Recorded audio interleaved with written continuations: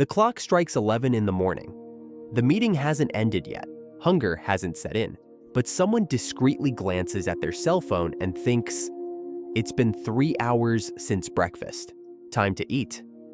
Almost without realizing it, they open a desk drawer, grab a granola bar or a packet of whole wheat biscuits, and have a small snack. Not because their body demanded food, but because, for decades, we've learned that waiting until hunger is a mistake. This scene repeats itself every day in offices, schools, gyms, and homes around the world. People set alarms, carry food containers, and adjust their routines around a rule that has gained the status of absolute truth. Eating every 3 hours keeps the metabolism accelerated, avoids glucose spikes, controls hunger, and facilitates weight loss. Few nutritional pieces of advice have been repeated with such conviction. Doctors, nutritionists, magazines, television programs, and influencers have helped transform this guidance into an almost automatic habit. For many people, skipping meals at regular times has become a source of guilt, as if every minute of delay is slowing down their metabolism or causing their bodies to go into economy mode.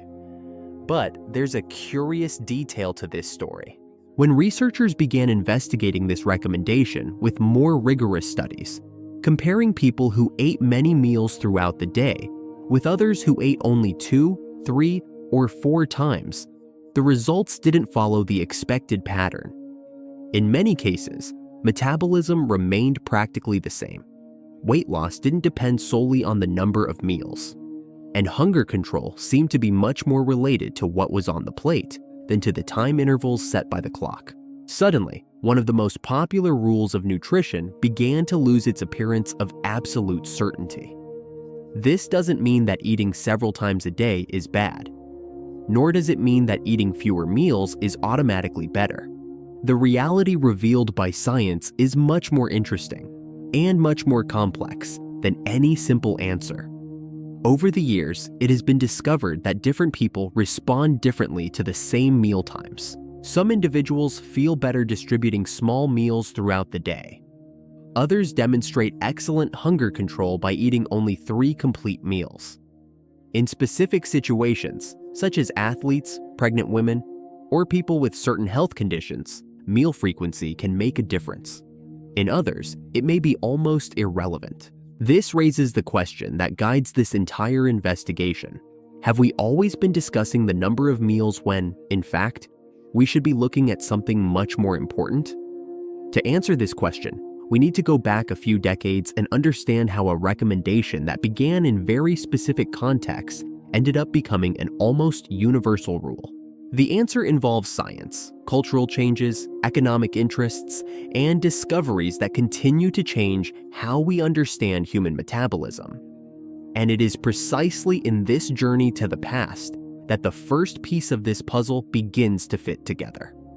For much of human history, the idea of eating at rigid times simply did not exist. Meals were determined by food availability, the seasons, work in the fields, and cultural traditions. In many regions, people ate only 2 main meals a day. In others, 3. There were even communities that went long periods between meals without considering it a problem. The human body, after all, evolved in an environment where food wasn't always readily available. For thousands of years, our ancestors alternated between periods of abundance and scarcity. To survive, the organism developed extremely sophisticated mechanisms to store energy when food was available and use it when it was scarce. This adaptability was one of the great evolutionary advantages of the human species. Everything began to change with industrialization. From the 19th century onwards, food production became increasingly efficient. In the 20th century, especially after World War II, packaged, ready-to-eat foods with long shelf lives began to occupy supermarket shelves. At the same time, a new market emerged. Companies realized they didn't need to sell only breakfast, lunch, and dinner. There was room to create new consumption moments: the morning snack, the afternoon snack, the pre-gym snack, food to take in the car, the healthy bar to eat between meetings. The more opportunities to eat there were throughout the day, the greater the consumption of these products would be. It's important to make a point. This doesn't mean that the recommendation to eat smaller, more frequent meals was invented by the industry. It has legitimate clinical foundations in specific situations. People with diabetes using certain insulin regimens, underweight individuals, patients in recovery, or people with difficulty ingesting large volumes of food often benefited from smaller, more frequent meals. The problem arose when a useful guideline for certain groups began to be presented as a universal truth. Meanwhile, another idea was gaining traction. For many years, it was believed that each meal sparked the metabolism. The logic seemed convincing. Whenever we eat, the body expends energy to digest, absorb, and metabolize nutrients. This process is known as the thermic effect of food. The popular interpretation was immediate. If eating temporarily increases energy expenditure, then eating more often should keep the metabolism constantly accelerated. It was an intuitive hypothesis. But science has an interesting habit. It often tests even ideas that seem to make perfect sense. When researchers began to carefully measure the energy expenditure of people subjected to different eating frequencies, they noticed something unexpected. The thermic effect does indeed exist. However, it depends primarily on the total amount of calories and the composition of foods consumed throughout the day, especially proteins, and not on the number of meals themselves. Imagine two people consuming exactly 2,000 calories a day. One divides this amount into 6 small meals. The other eats only 3 larger meals. At the end of the day, the energy expenditure related to digestion tends to be very similar. This discovery contradicted decades of popular belief. At the same time, fitness culture began to gain enormous influence in the 1980s and 1990s. Specialized magazines, bodybuilders, and trainers disseminated strategies aimed at high-performance athletes, people who could truly benefit from a specific distribution of protein and calories throughout the day. Once again, a recommendation valid in a very particular context ended up being generalized to millions of people with completely different routines. Those who worked in offices, studied, or simply sought a healthy diet began to believe that they needed to eat religiously every 3 hours to avoid catabolism, avoid slowing down their metabolism, or avoid accumulating fat. These expressions became familiar, even to those who had never read a scientific study. Over time, the rule ceased to be merely a nutritional guideline and transformed into a social behavior. Eating because it's time began to seem more important than heeding the body's own signals. Curiously, while this recommendation was becoming popular, another field of science was quietly beginning to grow. Researchers began studying hormones responsible for hunger and satiety, such as ghrelin, leptin, insulin, and intestinal peptides. They discovered that the human body possesses an incredibly sophisticated system for signaling when it needs energy and when it has received enough. And it was precisely this biological system that began to raise a new question. If our bodies have such refined mechanisms for regulating food intake, why did so many people start eating while looking at the clock instead of listening to their own internal signals? The answer involves a combination of biology, behavior, and modern habits. A combination that revealed that perhaps the real problem was never the interval between meals, but how we have learned to interpret hunger. Imagine two people finishing exactly the same breakfast. Both women ate practically the same amount of calories. One of them, 2 hours later, is already looking for something to snack on. The other goes 4 or 5 hours without even thinking about food. If the old rule were true for everyone, this shouldn't happen, but it does. And this simple example reveals one of the biggest limitations of the idea of eating every 3 hours.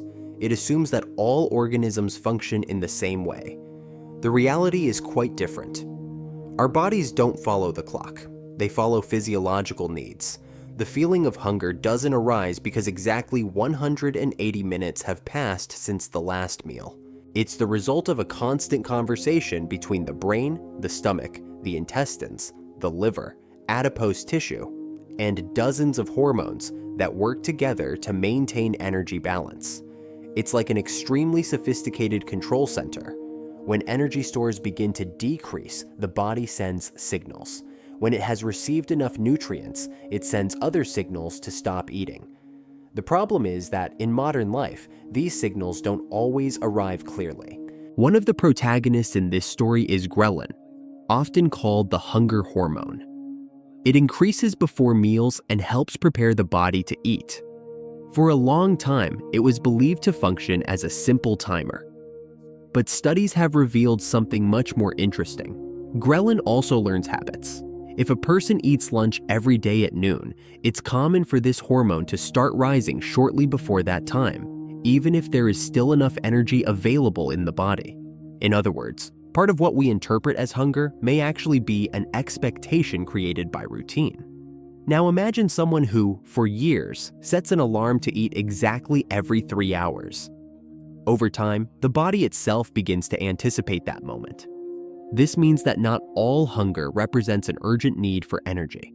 Often, it simply represents a learned behavior. But that's only part of the story. There is another equally important character, leptin, produced mainly by adipose tissue. While ghrelin stimulates hunger, leptin participates in the process of informing the brain that there is already enough stored energy. In theory, this system seems perfect. In practice, several factors can disrupt it: sleep deprivation, constant stress, sedentary lifestyle, excess of ultra-processed foods, and frequent consumption of sugary drinks. All of this can alter how the brain interprets these signals. This is why some people feel hungry even a few minutes after a full meal. It's not always a lack of energy. Often, it's a combination of habit, emotional reward, and alterations in natural satiety mechanisms. And here comes a discovery that has completely changed the way many researchers view eating. Perhaps the most important question has never been, how often do you eat? But rather, what happens during that interval? Consider 2 scenarios. In the first, someone has a breakfast consisting of white bread, sugary cereal, processed juice, and jam. In the second, another person consumes eggs, whole fruits, natural yogurt, oatmeal, and some nuts. The calorie count may be similar, the number of meals too, but the body's response will hardly be the same. Foods rich in protein, fiber, and natural fats tend to stay in the stomach longer, promote a greater release of hormones linked to satiety, and reduce the speed at which glucose enters the bloodstream. Meals composed mainly of highly refined carbohydrates tend to be digested more quickly. Glucose rises rapidly. Insulin responds. Shortly afterward, some people experience a relatively rapid drop in this energy availability, accompanied by a new feeling of hunger. Then, a misleading impression arises. The person believes they need to eat again because their metabolism is accelerated. In fact, perhaps the problem lies in the quality of the previous meal. It's a huge difference. For years, many people tried to solve frequent hunger by increasing the number of meals. But, in many cases, it was enough to improve the composition of the plate. That's exactly what several studies began to observe. When protein increases in the diet, satiety tends to last longer. When fiber is present in good quantity, stomach emptying tends to be slower. When minimally processed foods replace some of the ultra-processed ones, many people naturally feel less need to snack. Effortlessly, without timers, without alarms. Another aspect almost never discussed is the role of the environment. How many times have you opened the refrigerator without really feeling hungry? Or grabbed a package of cookies just because it was on the table? Researchers in the field of eating behavior have discovered that we are profoundly influenced by external stimuli. The smell of freshly baked bread, a hamburger advertisement, a colleague offering a sweet treat, a work break, a coffee break. All these elements can awaken the desire to eat regardless of physiological needs. This helps explain why so many people confuse hunger with the desire to eat. They are different phenomena. True hunger usually appears gradually. It accepts various types of food. It disappears after an adequate meal. The desire to eat, on the other hand, often arises suddenly. It is specific. It usually involves highly palatable foods, rich in sugar, fat, or salt. And it often continues even after physical satiety. The more researchers explored these differences, the more they realized that reducing the entire discussion to the interval between meals was an oversimplification. The human body is far more intelligent than a simple clock. It responds to food quality, sleep, physical activity, stress, body composition, genetics, the gut microbiome, hormonal status, routine, and even accumulated life experiences. That's precisely why two people can follow the exact same eating schedule and obtain completely different results. But there was a question that still needed to be answered. When scientists put all these hypotheses to the test in controlled clinical studies, measuring metabolism, weight loss, blood glucose, hormone production, and energy expenditure with high-precision equipment, what really happened?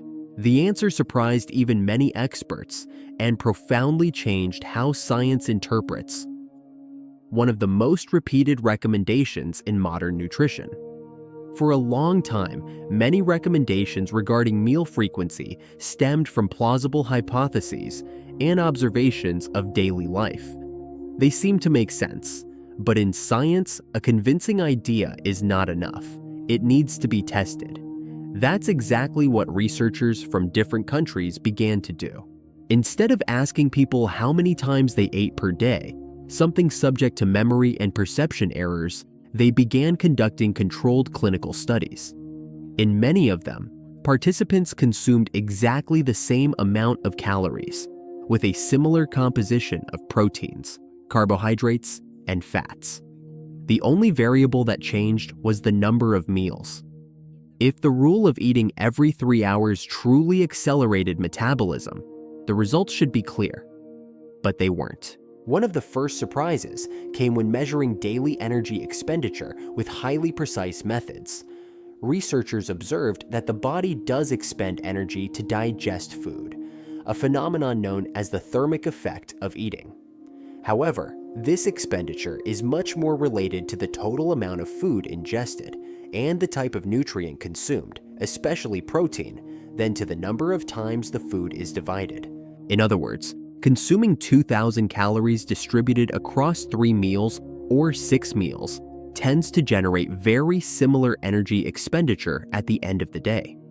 This dismantled one of the most popular justifications for eating frequently. Another widely held belief concerned weight loss. For years, it was believed that eating many small meals would prevent the body from storing fat and facilitate weight loss. Once again, clinical trials told a different story. When total calorie consumption was equivalent, meal frequency, by itself, generally did not produce consistent differences in body fat loss. Some people lost weight by eating 3 meals a day. Others achieved similar results with 5 or 6. The most important factor remained the energy balance over time, combined with the quality of the diet and the level of physical activity. This doesn't mean that mealtimes are irrelevant. It means that they don't exert the almost magical power that has often been attributed to them. Another topic that has been extensively studied is blood glucose control. For a long time, it was thought that small, frequent meals would keep glucose levels more stable. In some contexts, this can indeed happen, especially when meals are well planned and composed of foods rich in fiber, protein, and healthy fats. However, studies have also shown that less frequent, but nutritionally balanced, meals can provide excellent glycemic control in many people. The response depends on factors such as insulin resistance, diet composition, body weight, exercise, and pre-existing health conditions. That's why there is no single strategy that works for everyone. Science then began to abandon simplistic questions like, how many meals should I eat? and started to formulate more useful questions. Who is this person? What is their goal? How do they respond biologically to different eating patterns?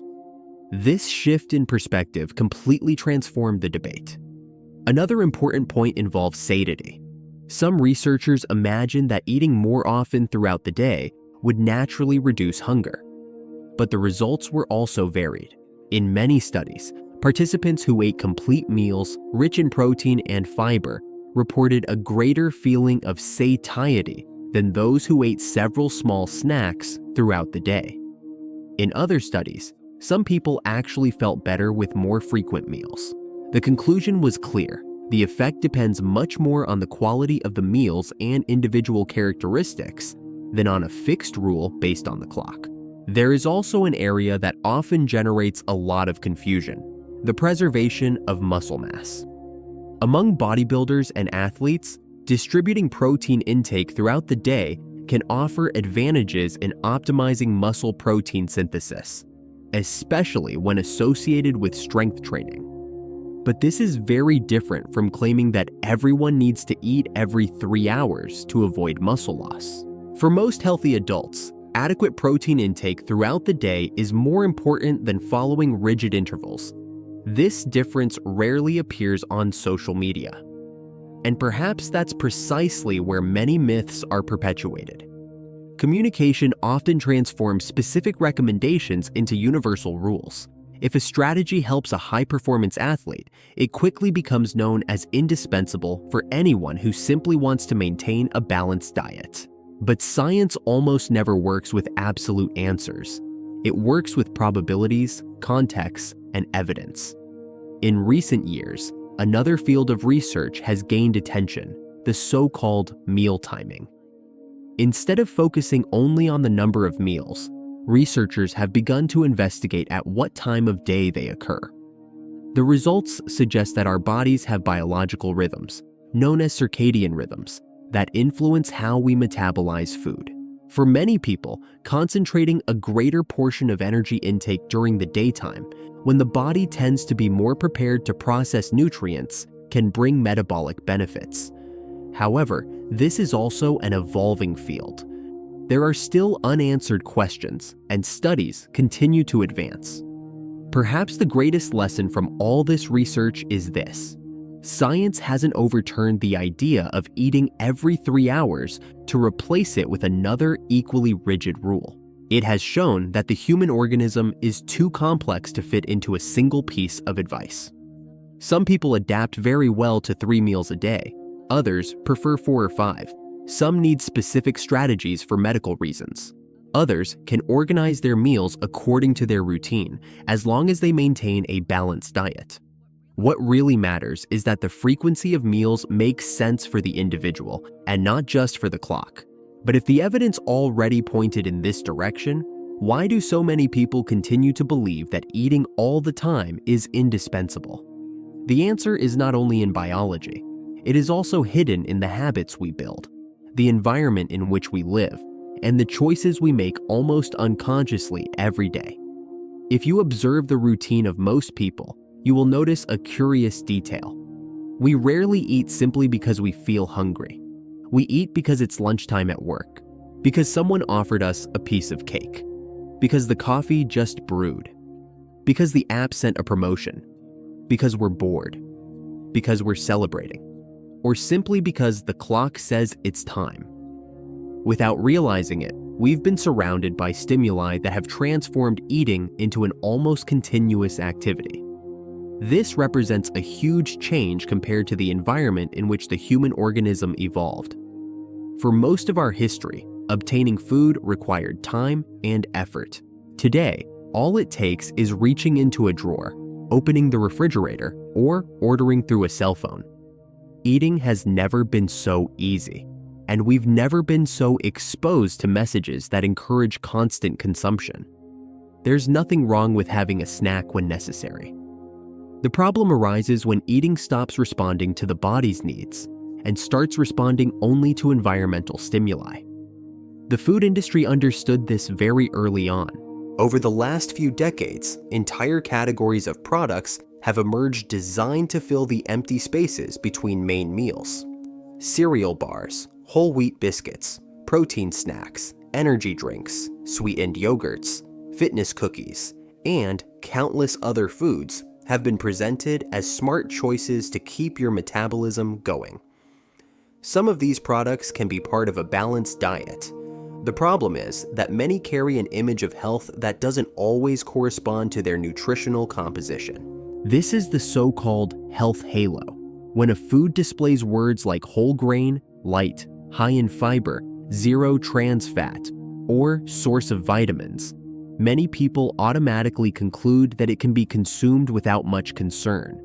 But just looking at the ingredient list reveals that some of these products are still high in added sugars, refined flours, and additives that contribute little to satiety. The result is a silent cycle. The person has a small snack believing they are controlling their hunger. A short time later, they feel the need to eat again. They interpret this as a sign that their metabolism is too fast, and they respond with another snack. The cycle repeats itself. Meanwhile, truly nutritious meals are being replaced by small portions of highly palatable foods. There is also a powerful psychological factor. Our brains are programmed to seek rewards. Foods high in sugar, fat, and salt activate circuits related to pleasure. In an environment where these products are readily available, resisting them depends much more on context than just willpower. This is why so many people manage to maintain a balanced diet during an organized routine, but find it difficult in environments full of temptations, such as parties, shopping malls, airports, or even the office. Eating behavior is profoundly influenced by the environment, and this leads us to another often ignored aspect: stress. When we face intense days, tight deadlines, or constant worries, the body releases hormones like cortisol. At elevated levels for long periods, it can increase the desire for higher calorie foods, especially those rich in sugar and fat. In these situations, eating ceases to be just a way to obtain energy. It becomes a comfort strategy. The same happens with sleep. A single night of poor sleep can alter the production of hormones linked to hunger and satiety. Many people experience this firsthand. After insufficient sleep, appetite increases, especially for fast and high-energy foods. Again, it's not the clock dictating when to eat. It's physiology responding to the body's conditions. Another element that has completely changed our relationship with food is the accelerated pace of modern life. Meals eaten in front of the television, lunches in front of the computer, snacks consumed in the car, dinners accompanied by cell phones. When attention is focused on other tasks, the brain registers less the act of eating. Studies in eating behavior show that distracted eating can reduce the perception of satiety and favor a higher consumption of calories throughout the day. In other words, it's not just what we eat or when we eat that matters, it's also how we eat. Eating quickly, without paying attention to the body's signals, makes it difficult to perceive when satiety arrives. It's like trying to listen to an important conversation in a noisy environment. The signals are there, but they become increasingly difficult to perceive. Perhaps that's why so many people claim they can no longer distinguish between hunger and the desire to eat. After years of following rigid schedules, snacking between meals, and responding to external stimuli, many have simply lost the habit of observing their own bodies. The good news is that this ability can be recovered, and it doesn't depend on complicated formulas. Small changes in routine can help rebuild this connection. Eating more mindfully, prioritizing foods that promote satiety, respecting the body's signals, and abandoning the idea that there is a universal clock valid for everyone. But how to put all this into practice without falling into extremes? If it's not necessary to eat every 3 hours, does that mean we should go for long periods without eating? How to organize meals in a routine of work, studies, physical exercise, and family commitments. It is at this point that science ceases to be just a collection of studies and becomes something truly useful. Practical guidelines that can be adapted to real life, respecting the needs of each person, After decades of hearing that there was a correct time to eat, it's natural for another question to arise. If the 3-hour rule isn't universal, then what is the best way to organize eating? The answer may seem less exciting than a ready-made formula, but that's precisely what makes recommendations more effective. The best strategy is the one that can be maintained over time, respecting the physiology, routine, and goals of each person.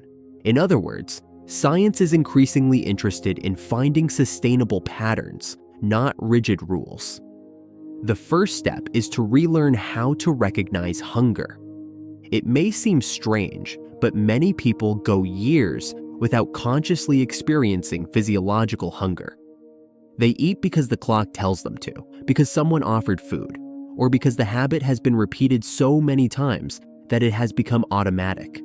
A simple way to regain this awareness is to take a short break before meals. Ask yourself, am I really hungry or just following a schedule?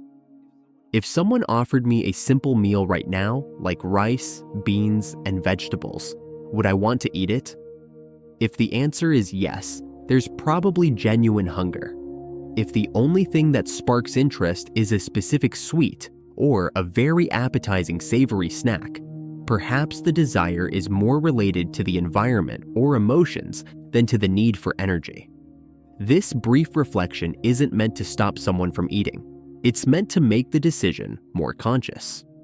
The second step is to pay more attention to the quality of the meal than to the intervals between them.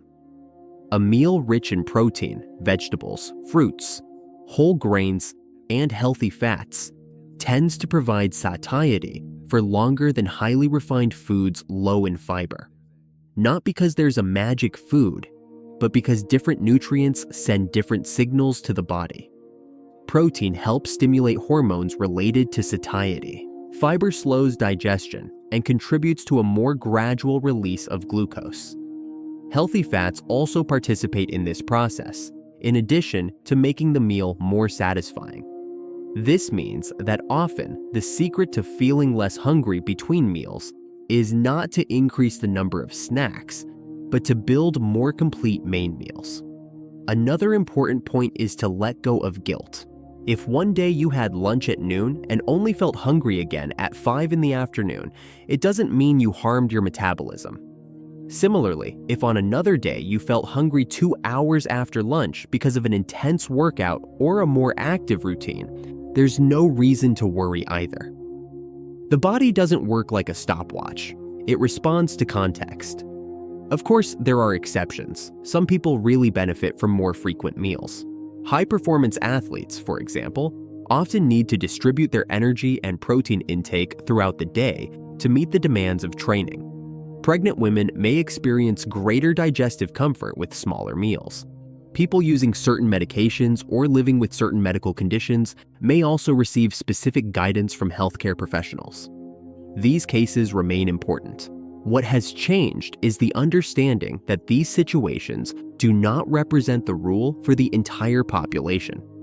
Another essential aspect is adapting food to the routine, not the other way around. A person who works shifts may need a different organization than someone with regular hours. Someone who exercises early in the morning might prefer a light meal before exercise and a more complete breakfast afterward. Someone who spends the day in meetings may opt for larger meals when they can eat calmly. The goal is not to fit life into an inflexible eating plan. It's to make food work within real life. There is also a simple habit that often produces surprising results: mindful eating. It seems basic, but in a world full of distractions, it has become rare. When we chew slowly, pay attention to the flavors, and allow the brain to process the meal, satiety signals tend to be perceived more easily. This reduces the chance of overeating simply because the plate is still full, or because the television is still on. Hydration also deserves a place in this conversation. Sometimes a feeling of discomfort or emptiness is interpreted as hunger when, in fact, the body needs water. This doesn't mean replacing meals with liquids, but remembering that thirst and hunger can be confused in some situations. And perhaps the most important recommendation of all is this: be wary of absolute rules. Whenever someone claims that there is a single perfect time to eat, an exact number of meals that works for everyone, or a strategy capable of speeding up metabolism regardless of the rest of the diet, it's worth asking a simple question. What is the evidence for this claim? Science rarely offers universal answers. It shows trends, identifies contexts, and recognizes individual differences. This is precisely its greatest strength. Instead of imposing a single solution, it helps us understand how the body really works. And when we understand this, we realize that eating ceases to be a race against the clock. It becomes a partnership with our own body. In the end, perhaps the greatest discovery of this investigation is not that eating every 3 hours is right or wrong, but that we spend too much time looking for the perfect frequency and too little time observing what truly influences our health, the quality of our choices, the regularity of our habits, sleep, physical activity, stress management, and the ability to listen to our body's signals. It is this change of perspective that leads us to the conclusion of this journey. At the beginning of this investigation, everything seemed to revolve around a simple question: is eating every 3 hours good or bad?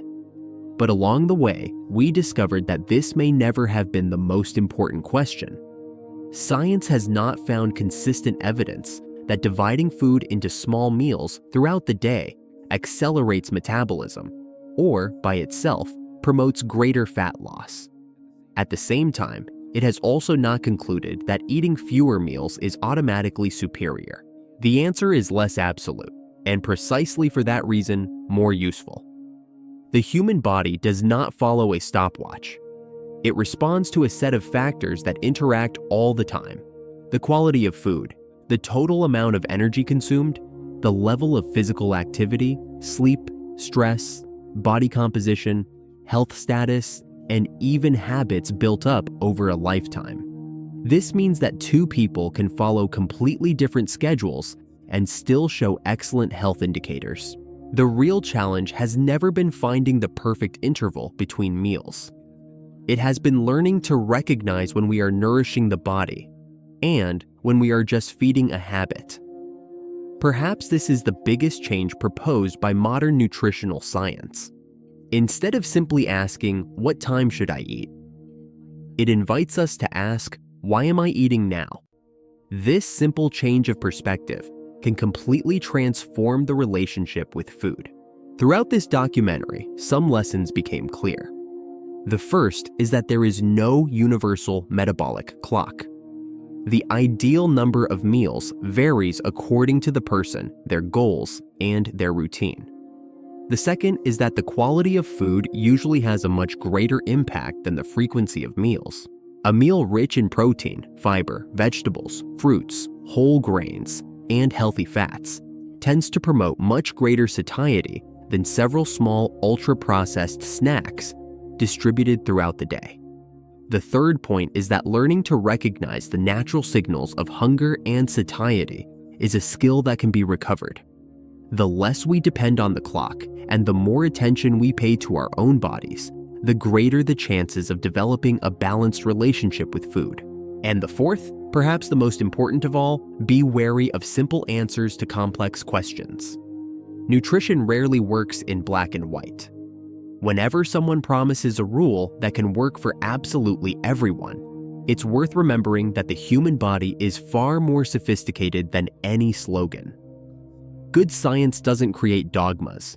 It asks questions, tests hypotheses, corrects its own errors, and evolves as new evidence emerges. That's exactly what happened with the recommendation to eat every 3 hours.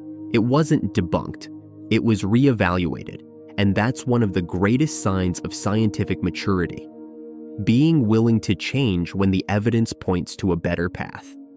The next time you look at the clock and think it's time to eat, maybe you'll pause for a few seconds. Not to ignore hunger, but to listen to what your body is really saying.